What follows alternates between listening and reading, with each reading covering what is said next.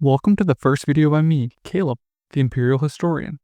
In today's video, we'll delve into the Letherii Empire, exploring their origins and uncovering some fascinating details you may or may not know.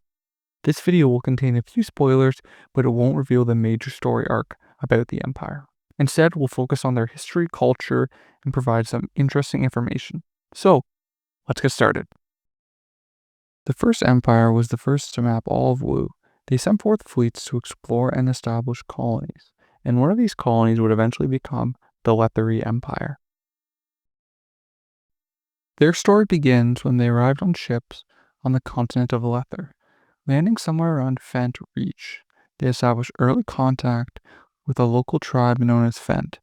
During the exchange of gifts, something went awry, leading to the Letherii people slaughtering the Fent men and enslaving their women and children. This brutal pattern of conquest would form the basis of the Letherii Empire's power on the continent. When the First Empire met its catastrophic end, the Letherii colony lost contact with its homeland, leaving it in a state of degradation and a brief period of self-governed city-states. This was followed by wars with the tribes in the south and east, but none of these conflicts were particularly disruptive, and the Letherii Empire continued to rise. The modern history of the Letherii Empire's formation has been somewhat distorted or forgotten. The prevailing belief now is that the original landing was at Letheris, the capital, which is farther down on the continent. This suggests that the Empire wants to erase its dark past of violence and enslavement to align with its present idea as a bringer of progress and deliverer of freedom. The Letherii Empire has conquered and established protectorates over 7 nations that border its territory. These nations are Blue Rose, Truce, Karn, Korshan, Pilot, Hawkface Islands, and Descent. They pay tribute to the Empire and provide military support. Many of these protectorates are unhappy under the rule of the Empire, but lack the power to become self-governing nations. Because of this, many choose to sabotage the Empire in any way they can. Subtly, though. The Letherii culture is driven by an obsessive pursuit of wealth, progress, and expansion. Greed is synonymous with the Empire, whether it's their desire for land, possession, or gold. The economy is a massive part of the Letherii culture, and gold or coins are the currency. Power in the Empire is viewed as whoever has a lot of these assets. These assets are the only thing that truly matters to the Letherii, and wealth is the source of status, self-worth, and respect.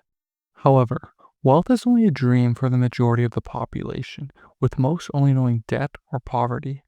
Though most only know poverty, the rampant greed keeps everything flowing, with the dream of such assets able to keep people feeding into the system. The Letherei's constant need for expansion is a defining characteristic of their culture, evident in the numerous protectorates they maintain. Expansion is viewed as an opportunity for wealth. While the Malazan Empire employs a rapid expansion strategy, the Letherii Empire adopts a slower approach, known as the creep and crawl. This gradual expansion begins with smaller incursions or hunts, gradually expanding until the native tribes become aware of the Empire's presence, leading to war. The Empire justifies this war as they say they are protecting their citizens. Debt is a prevalent issue in the Empire, and it is common practice for citizens to sign a contract to become a servant to whomever they owe money to. This is commonly known as indebted within the Empire. These contracts were often asking way more than the original debt. Also, it is common that the debt is passed down from grandfather to father to son. Indebted were essentially slaves within the Empire. The seventh closure is a famous prophecy within the Letherii Empire that the current ruling king will be transformed into the first emperor reborn, and the empire will also be reborn. However, The exact nature of this rebirth is unknown, and the facts surrounding the day of the closure are obscure and potentially misread. The Emperor's citizens are taught to be excited and look to the closure as salvation, but most don't believe it will save them from their current conditions. This prophecy is close to happening when you start reading Midnight Tides. The Letherii Empire operates as a hereditary monarchy, with currently a king ruling. While it is a monarchy, it lacks the same weight as the Empress or Emperor of the Malazan Empire. The king's power is contingent on his alignment with the underlying power structures. Greed truly reigns supreme within the empire. Beneath the king lies the royal family, followed by the council members who look after specific parts of the empire. These members are as followed. First, the Seda. He is the king's sorcerer. He is the highest ranking mage in the Letherii Empire. His main role is to interpret prophecies and to be a battlefield maestro. Then there's the first eunuch. He is a high-ranking palace official who manages internal affairs and is knowledgeable of the palace's day-to-day events. Finally, there's the Preda, the commander of the Letherii army. She oversees the divisions, battalions, and brigades of the army, as well as being in charge of the battles. Below these are king's guards, diplomats, chancellors, and many others. But the ones listed are the main high-ranking officials that make up the government structure in the empire. The Letherii possess a formidable military with a long history of success, having never lost a war. The empire and its protectorates could field over 500,000 soldiers combined, making it the most vast numerical army on the continent. While they had the largest numerical advantage, their tactics rarely overwhelmed the enemy with wave after wave of soldiers. Instead, they relied on powerful mages to break enemy lines and negate hostile sorcery. The soldiers were used solely for defense, protecting the Letherii mages until the final moments to secure victory. Though the empire had many wars, cavalry was not a traditional part of the empire's military. They only recently learned it, learning from the people of Blue Rose, a recent protectorate. Though Blue Rose trained them in this new form of combat, they also sabotaged their saddles by making the stirrups swivel. This made it hard to keep the riders' feet in them, making it hard for the riders to guide the horses any which way. This made the empire's cavalry next to useless. The empire's weaponry is second to none.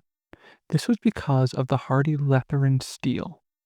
This steel made weapons undamageable, extremely light, and resistant to magical forces. Some blades were even described as self-sharpening.